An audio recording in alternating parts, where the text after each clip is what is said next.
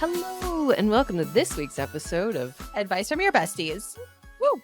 And this is where we take your questions and we answer them. And I think we're like legit going to answer something today because we showed up in the same outfit today, which means that we're really high vibing and we Okay, have all the answers. when she to said the we universe. showed up in the same, we didn't know. We didn't know. We didn't plan coordinate. to wear the we same didn't outfit. talk about it. And the funny thing is, every Thursday morning, a text goes, "What are you wearing?" "I'm wearing this." "Okay, I will wear accordingly." Not today. We didn't even send that text. We were too excited about content. Yep. We were too busy working to be concerned about what to wear and clothes. And we both rolled up in Canadian tuxedos. Look. It's adorable. I Who know. does that? I know. Us. Okay. That's why you can trust our advice. Okay. So my husband doesn't understand why I don't want to have sex when vacationing in a large rental home with family. I'd like to tell him in general, people don't do this. What should I say? Don't do it.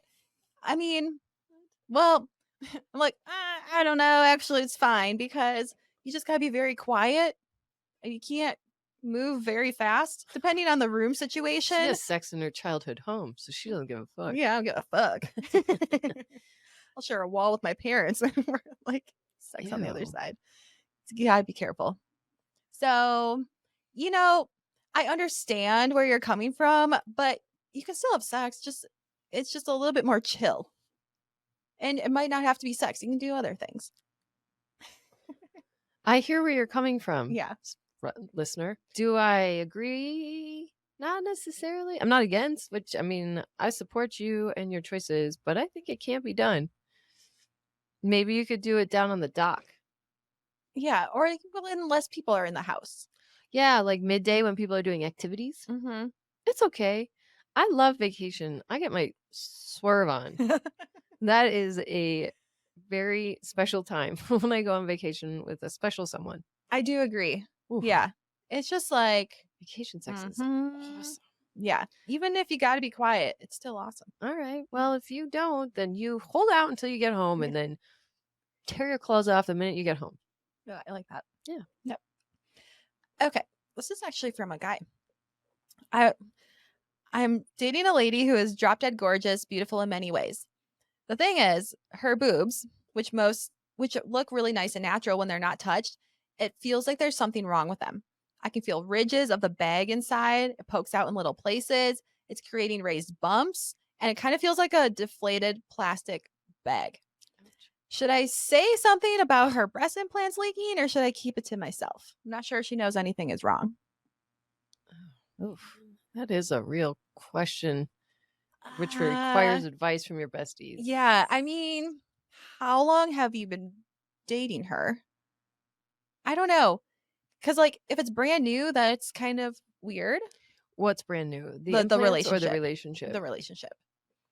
I mean, if it's been a few months, I think you should definitely say something. Because maybe she doesn't know. And you do risk the chance of her knowing, and now you just embarrassed her by calling her out on it. But you can just come from a point of, for your medical safety, I think there's something that you need to get checked out. This is just wording. I think it can be done. Hey, baby, I have never been with anyone that has implants. Is this how they feel? Can you talk me through this? Like, do they all feel like this? I've never touched a fake boob before.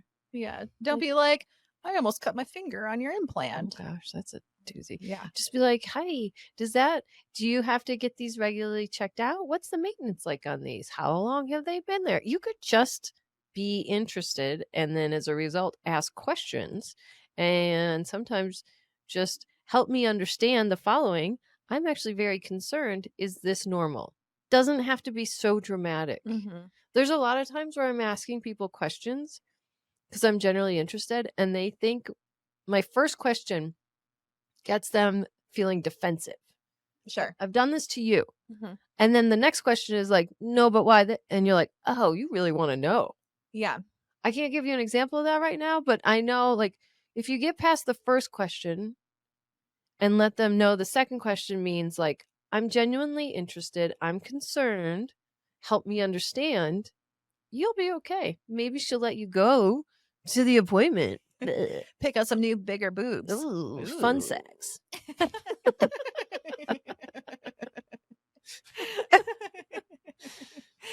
Okay.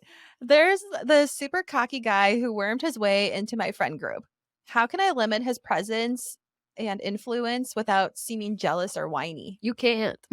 You are jealous and whiny. You're whiny. You're a little bitch. You can't. You know who's going to get limited? And what are the words? Super cocky guy who wormed his way into my group. Limit his presence without seeming jealous or whiny. You know who's going to get limited? Is you. Mm-hmm. Because you sound like a fun fighter. Because well, and even the words that you're using, wormed, if he's in the friend group, He's in the friend group. somebody gave him the green light. You are being threatened. I think that Wormed is a pretty tough adjective, adverb. Mm-hmm. Adjective? Yeah. Like the fact that you want to control the amount and limit the amount of someone's Limit their presence. It Yeah. sounds like you were maybe the superstar of the group and everyone was paying attention to you. And now that the limelight isn't on you 24/7, you're a little jealous. Okay, so here's what my advice is. I can see myself identifying with some of these feelings. So if I were in your shoes, this is what I would do. I would double down. I would make that person my best friend. I would do things just the two of you. I would find a way to bond. I would learn to find a way to fall in love with this said person. That way you forget that you don't like them and the group becomes stronger. Now, if you're the remaining friends in your friend group feel the way you do about what are the words? Annoying, cocky, whatever, then the group dynamics will take care of said person. But right now, the issue is with you. And so if you can learn to see the good in this person, that will take care of your stance on this. And if this person really does suck, the island's going to vote him off at some point. I would do kind of the exact opposite.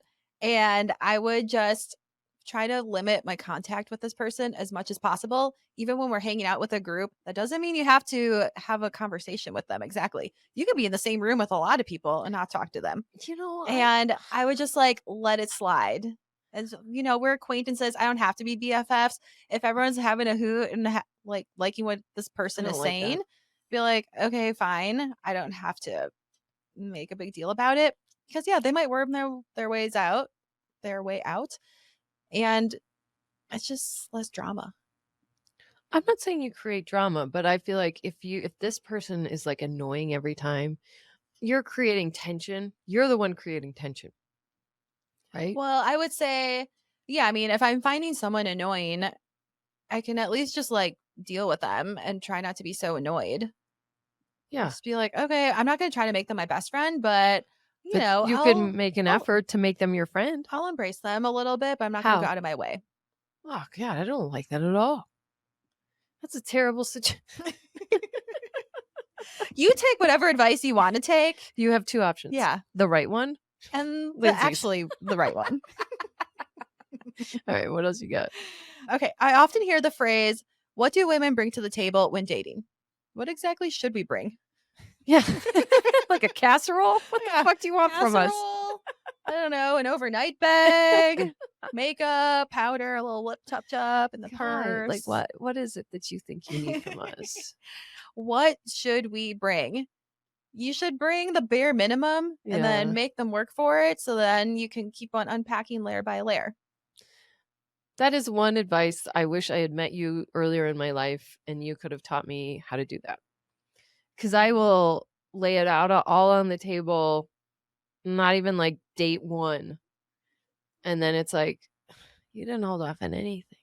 You're leave some mystery to the table. You want to bring some confidence. You want to, yeah. You like that one?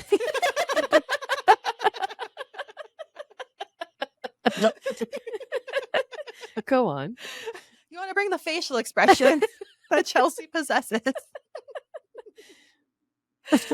Oh, speaking of which, did you see that face Selena Gomez made? Oh, yeah. When somebody didn't get... Oh, when Chris Brown got nominated for an award, she went... Yeah. And I was like, "Ooh, I feel that." Yeah. Her face gave her away. Yeah. Okay. So, yeah, you just want to bring the bare minimum, let them work for it, bring some confidence and like self assurance because then you don't have to lay it all out on the table. Bring some fun with you that and a sense of humor. That will go far. And then let it unpack from there. She nailed it. I actually have nothing to contribute because what I would say was wrong. So I know that my bestie here is right. Thanks. I finally got one right. Oh, you nailed it. She's 100% right. All right. Well, that's a good place to end because I'm right. And make sure you share this episode with your besties and follow us on Instagram, TikTok, YouTube at So Fired Pod. Subscribe wherever you get your podcasts, and we'll see you next time. Bye. Bye.